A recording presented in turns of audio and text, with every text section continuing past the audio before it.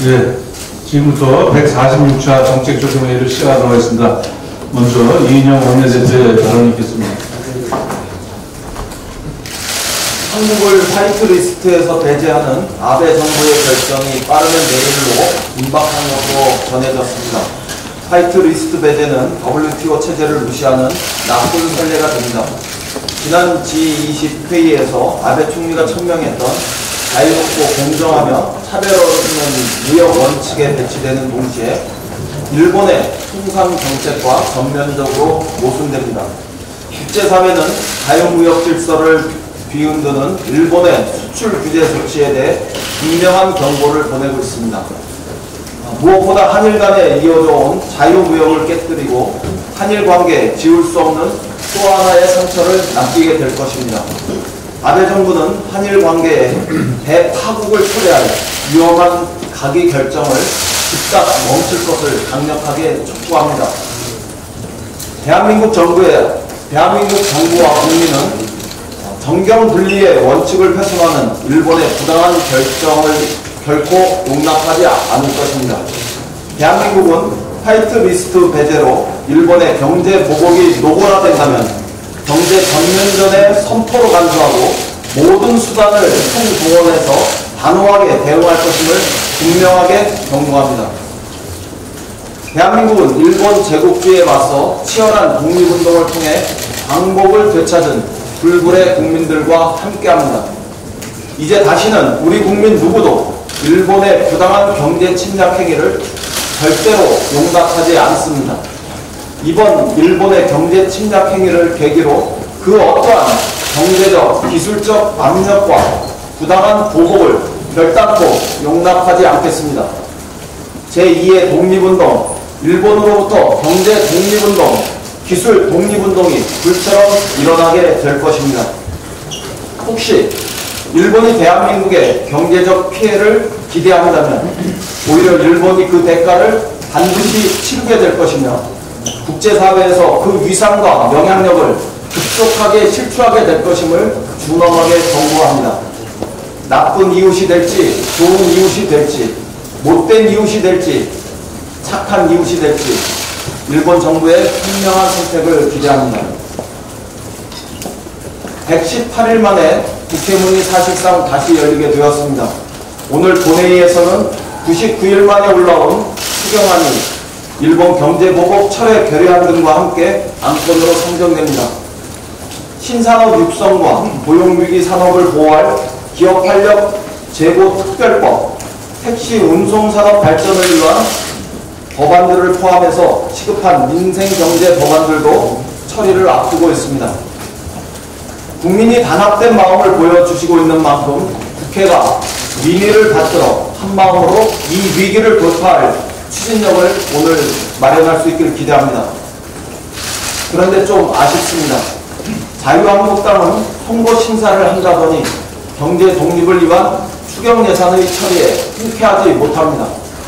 일본으로부터 경제 독립을 지원할 부품 소재, 국산화 예산의 삭감 요구를 하고 있는 것으로 전해졌습니다. 사실이 아니길 바랍니다. 오늘 본회의에서 추경 처리에 차질이 생기지 않도록 자유한국당의 전향적인 자세를 중심으로 요청합니다. 다른 어떠한 이유에 앞서 일본 경제 침략에 맞서 담대한 총력전으로 나서야 하는 엄중한 시국입니다. 일본 경제보복 대응이라는 예산 편성의 목적도 명확하고 현 상황과 예산 항목의 특수성 때문에 R&D 개발 항목 공개 불가 이유도 자유한국당이 충분히 이해할 수 있으리라 믿습니다. 일본 수출 규제 대책 민관정 협의회를 통해 일본의 명분 없는 무역전쟁 선포에 맞서자고 약속한 정신이 추경 예산 처리 과정에서도 그대로 지켜지기를 기대합니다. 대한민국의 한마음 한목소리가 필요한 오늘 하루입니다. 적어도 오늘만큼은 우리 안의 분열과 갈등은 최악입니다. 오늘 본회의에서 여야를 떠나 단합된 모습이 있기를 기대합니다. 추경안과 민생경제 법안이 순조롭게 처리될 수 있도록 자유한국당을 비롯한 야당들의 협조를 간곡하게 요청합니다. 이상입니다. 국회가 오늘 본회의를 열고 추경과 각종 민생 입법을 처리할 예정입니다. 지난 4월 5일 본회의 이후 무려 118일 만입니다. 특히 국회에 제출된 지 벌써 99일이나 지난 추경의 경우 이제 더는 뒤로 미룰 수 없습니다. 여야가 약속한 대로 오늘 본회의에서 반드시 처리되어야 합니다. 더불어 추경과 함께 택시산업의 성장 발전을 위한 여객 자동차 운輸사업법, 택시법, 산업 경쟁력 강화를 위한 기업활력 제고 특별법, 바이오 산업 육성을 위한 첨단 재생 의료법 등 다수의 민생 경제 법안들도 반드시 처리될 수 있기를 기대합니다. 북한이 어제 또다시 동해상으로 두 발의 단거리 탄도 미사일을 발사했습니다. 북한 측 주장에 따르면 신형 대공격 조종 방사포를 발사했다고 합니다. 북한의 거듭된 군사 행동은 한반도 평화체제 구축 노력에 찬물을 띄얹고 군사적 긴장을 증폭시키는 백해 유익한 행동입니다. 북한의 강력한 유감의 뜻을 표하며 추가적 군사행동 중단을 강력히 촉구합니다. 정부는 북한의 동향을 예의주시하면서 철저한 대비태세를 갖춰주기 바랍니다. 야당 역시 엄중한 안보 상황을 정쟁의 소재로 활용하려는 무책임한 태도를 버리고 초당적 안보 협력에 나서야 할 것입니다. 이와 관련해 최근 자유한국당이 연일 위험천만한 핵무장 선동을 벌이고 있어 대단히 우려스럽다는 말씀을 드립니다. 우선 자유한국당이 주장하는 NPT 탈퇴나 자체적 핵무장은 그 자체로 우리 경제와 안보에 대한 파산 선고와 같습니다. 한미동맹의 폐기는 물론 국제사회의 제재로 경제의 조직 기반이 송두리째 허물어지게 될 것입니다. 북한에 대한 비핵화 설득 명분 또한 사라지게 됩니다. 자유한국당 일각에서 주장하는 나토식 핵 공유 역시 실현 가능성이 없음은 물론이고 전혀 실효적인 방안도 아닙니다. 나토식 핵 공유, 소위 핵 계획 그룹 체제에서도 전술핵의 배치 장소와 수량, 공격 목표 등은 거의 전적으로 미국이 결정하고 있습니다. 미국의 핵 우산을 보장받고 있는 상황에서 우리에게 결정권이 없는 나토식 핵 공유나 전술핵 도입은 전혀 실효성이 없는 조치인 것이며 오히려 한반도의 긴장을 악화시킬 것입니다. 더욱이 그에 따른 천문학적 비용은 누가 감당할 것입니까? 지금은 무책임한 핵무장 선동으로 국민의 시선을 돌리려는 얄팍한 꼼수를 부릴 때가 아닙니다. 엄중한 안보 상황 극복에 힘을 모아줄 것을 거듭 촉구합니다. 확고한 안보 태세를 구축하는 동시에 이럴 때일수록 대화와 협상의 동력이 훼손되지 않도록 외교적, 경제적 노력에 박차를 가해야 합니다. 이와 관련해 어제 개성공단과 금강산 관광 등 남북 경협 기업인들과 간담회를 갖고 여러 애로사항을 청취했습니다. 당정은 남북 경협 기업인들이 겪고 있는 어려움들을 해결하기 위해 다양한 정책적 노력을 펴나가도록 하겠습니다. 아울러 미국 등 국제사회와의 긴밀한 소통을 통해 한미 동맹의 든든한 기초를 위해서 남북 경협 재개 방안을 적극 모색하도록 하겠습니다. 일본 수출규제 대책 민관정협의회가 어제 첫 회의를 가졌습니다.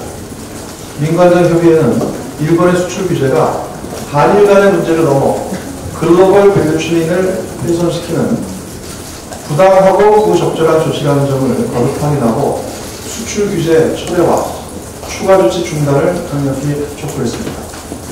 이와 함께 국제 공조를 보다 강화하고 기업 피해 최소화와 경제 체질의 근본적 개선을 위해 예산, 세제, 금융 등 다각적인 지원책도 마련하기로 했습니다. 특히 국익 우선이라는 대원칙 하에 여야 정치권과 정부, 노동계, 경영계 모두가 원보이스를 내고 힘과 지혜를 모으기로 했습니다. 현재 정부가 일본의 추가 조치에 대한 대응책 마련을 위해 업종별, 지역별 설명회를 진행 중에 있습니다.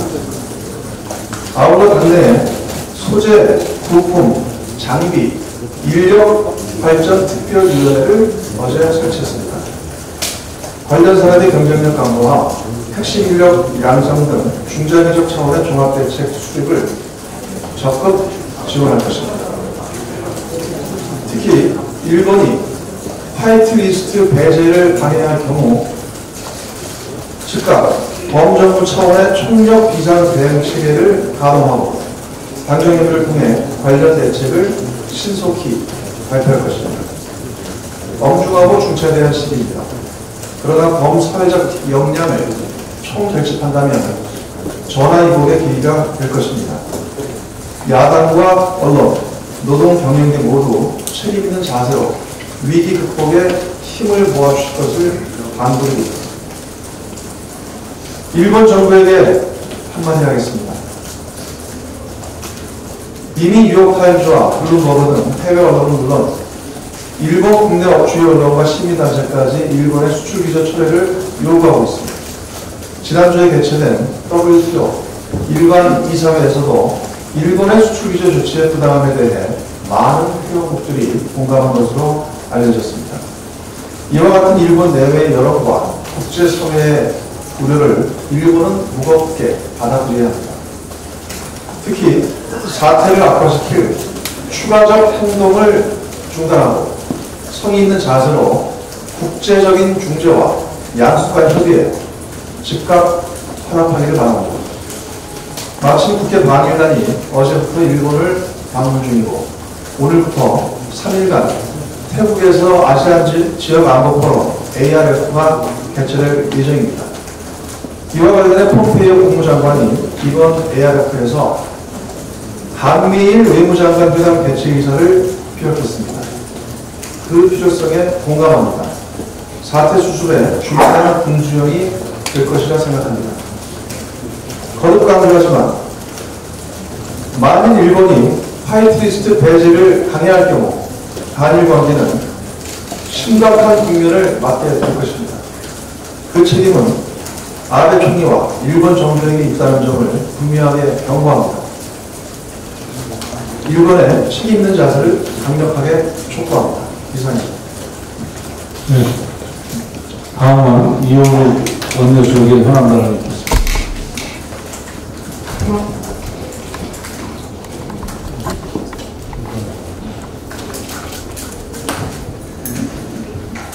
네. 어저께 현대기아차 인수가 또다시 70% 이상의 찬성으로 파업을 이겨냈는데요. 8년 연속 파업을 하게 되는 겁니다. 이에 대해서 한 말씀 드리겠습니다. 노동상권이라고 하는 게 누군가의 헌법적 권리이기 때문에 사실은 파업을 할 수 있는 거라고 하는 것은 너무나 당연한 아주 헌법적으로 보장되어 있는 권리이면서 주장할 수 있고 당연히 할 수 있는 문제이긴 한데 요즘에 한국 경제의 현실을 조금만 돌아보면 미중무역 문제, 세계적인 경제 불황의 지수 어제도 미국에서 금리나 또다시 반영을 하고 우리 한국도 또다시 한국은행이 금리 인하를 검토하는 이런 어려움이 지속되게 되고 있고요. 그리고 특히나 내일은 일본 가기에서 한국은 화이트리스트에서 제외될지 모른다라고 하는 우려. 이런 것이 전부 현실화돼서 나타나면 한국 경제가 얼마나 어려움에 처할 것인가라고 하는 것에 대해서 국민들이 매우 불안해하고 걱정이 커나가고 있는 이때 또다시 그나마 작년에 자동차 피가 굉장히 어려웠는데 올해 1분기, 2분기 여가지고 자동차가 조금 살아나고 있는 기미를 보이고 있을 때 파업을 하면 누구한테 가장 큰 어려움이 들어가게 된다. 그것은 현대자동차와 함께하고 있는 그 밴드라든 마청업체들한테 또 다른 어려움이 가중될 것이다. 거기에 다니는 노동자들한테 어려움은 직격탄을 맞게 될 것이다. 이런 생각을 하면서 조금만 파업을 좀 자제해 주시면 어떻겠는가라고 하는 생각을 해봅니다. 특히나 어제 요구 조건 중에 작년도 회사 순이익의 30%를 성과급으로 지급해라 라고 하는 요구가 있었습니다. 우리 한국 사회에서 가장 큰 문제점 중에 하나가 소득 양극화 문제이지 않습니까?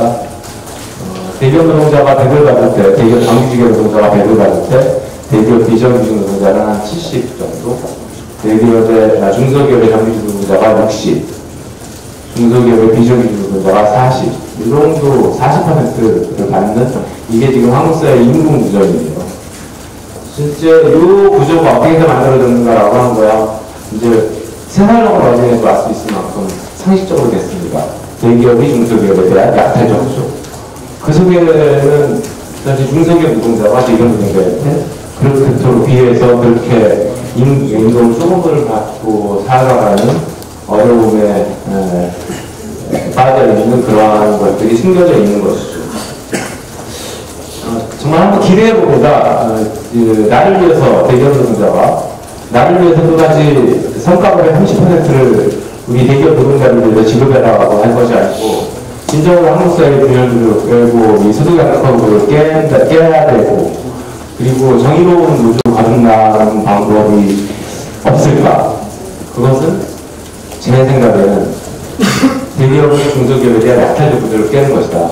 그러면 순이익의 30%를 하청업체에서 어렵게 사는 노동자들을 위해서 한번 나눠볼 수 있는 그런 구조를 만들어달라고 만약에 현대차 기아차 노조가 요구를 했다면 얼마나 많은 국민들이 박수를 치고 정말 노조가 제대로 일을 하는구나라고 하는 거에 대해서 찬사를 보내겠습니까? 그런데 결국 그러지 못하고 이 어려운 경제가 어려울 때 또다시 자기들만을 위해서 파업을 내리겠다라고 하는 거에 대해서 국민은 우려하고 국민은 아마도 따끈한 질책을 보낼 것이라고 생각합니다. 그래서 다시 한번 파업결이라고 하는 것을 물론 노동상권이긴 하지만 제거해 주실 것을 간곡한 마음으로 부탁드리도록 하겠습니다. 예, 다음은 우리 원내대표단 발언 김종호 의원님의 발언을 듣겠습니다. 예, 최근 문재인 대통령부터 친일, 토착 연구다 이런 황당한 주장을 하고 있는데 그에 대해서 한 말씀 드리겠습니다. 지난 29일 국회에서 자유한국당의 박상도 의원께서 문재인 대통령부터 친일, 토착 연구다 그리고 지난 25일 나경원 원내대표는 문재인 대통령이 국가를 상대로 한 친일파 후손의 재산환수 소송 변호사를 했고 자유한국당 의원이 그랬다면 친일파로 매장돼서 국회의원 출마도 못한다 이런 괴변을 늘어났습니다. 아무리 자유한국당이 경제보복 조치를 부동하다 오히려 국민 여론의 질타를 받고 지지율이 떨어지기 때문에 빨리 친일 프레임에서 벗어나고 물타기, 맞불 작전을 펴는 것이라 전혀 이해가 안 되는 것은 아니지만 아무리 그래도 그렇지 김재태 씨와 문재인 대통령까지 엮어서 사실을 왜곡하고 근거는 정치 공세 또 아니면 말고식의 비열한 가짜 뉴스를 남발한단 말입니다. 제가 살펴본 바는 김지태 씨는 전혀 친일파가 아닙니다. 근거가 없습니다. 문재인 대통령과 엮은 김지태라는 사람의 이름은 민족문제연구소가 발간한 친일 인명사전과 친일 반민족 행위 진상규명위원회가 발표한 친일 반민족 행위자 그 어디에도 명단이 없습니다. 또 31일 어제입니다. 박상도 의원은 원래 김지태 씨는 친일파 명단에 있었는데 문재인 대통령이 민정수석 때 제거시킨 것이라고 또 주장을 했습니다. 이것은 어제 저녁에 JTBC 팩트체크에서 바로 확인을 했는데 전혀 사실이 아니었습니다. 오히려 2004년도 국회 심의 과정에서 당시 다수 의석을 차지하고 있던 친한국당이죠. 자유한국당의 전신 친한국당에서는 친일파 대상을 줄이기 위해서 기준을 바꾸었다는 것을 확인되었을 뿐입니다. 간부와 직원에서 직원을 빼고 간부만으로 줄였던 것입니다. 김지태 씨는 27년도 부산상고를 졸업해서 19살 나이에 당시 동양척식 규식회사의 말단 직원으로 5년간 근무하다 폐결으로 사직을 했고 그 뒤에 사업을 해서 돈을 이루었는데요. 동청의 하급 직원 5년 근무가 친일 지도자의 위치에 있지도 않았고 적극적인 친일 행위를 한 것은 확인이 되지 않았습니다. 오히려 자유한국당의 뿌리를 살펴보면 김지태 씨에게 자유한국당은 큰 부채를 지고 있지 않은가. 60년 5.16 쿠데타 직후에 박정희 군사정권은 김지태 씨를 부정축제자로 몰아서 그가 소유하고 있던 문화방송, 부산일보, 영남대학교를 강탈합니다. 그리고 그가 설립했던 9.1 장학회를 5.16 장학회로 바꿉니다. 나중에 5.16 장학회는 박정희 두 개의 이름을 따서 정수 장학회로 이름을 바꾸지요. 이 장학회의 자금이 당연히 박정희 공화당에 들어가고 그게 11.16 사태 이후에 박근혜에게 넘어갔다는 것은 다 알고 있는 불편한 진실 아닙니까? 누가 진짜로 친일파 토착 외부입니까? 자유한국당은 역사를 직시하기 바랍니다.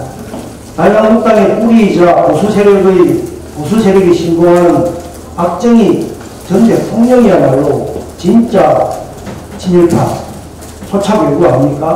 30대 때 일본 육사를 졸업, 안주군 장교로 독립투사를 토벌하는 데 앞장섰었고 그가 목숨을 바쳐 일본에 충성하겠다고 하는 혈서를 써서 천황폐하에 바치지 않았습니까?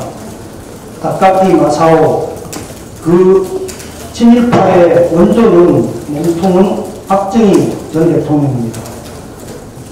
자유한국당은 부끄러운 줄 알아야 합니다. 일본 제국주의, 군국주의를 위해 충성, 부의를 했던 부끄러운 역사를 반성하고 사죄를 하기는커녕 오히려 일본 아베 정권처럼 뻔뻔하게 과거를 미화하고 합리화하셔야 되겠습니까? 손바닥으로 하늘을 가리는 어리석은 짓일 뿐입니다. 지금 우리는 대동아 공영권 부활을 꿈꾸는 일본 군국주의자들이 한국을 낙화시키고 한반도 분단을 고착화시키기 위해서 경제전쟁을 도발하고 있는 매우 엄중한 위기 상황입니다. 자한당도 더 이상 적전 분열, 내부 총격을 중지하십시오. 적어도 문재인 대통령부터 친일 토착 외구다라고 하는 근거 없는 망언과 황당한 정치 공세는 당장 그만두기 바랍니다. 이제라도 자중자애하고 국민의 자발적인 극일 애국운동에 동참하기 바랍니다. 이상입니다. 예, 다음은 마지막 현안 발언으로 ILO 협약 정권 공개에 대해서 제가 잠깐 한 말씀 드리겠습니다.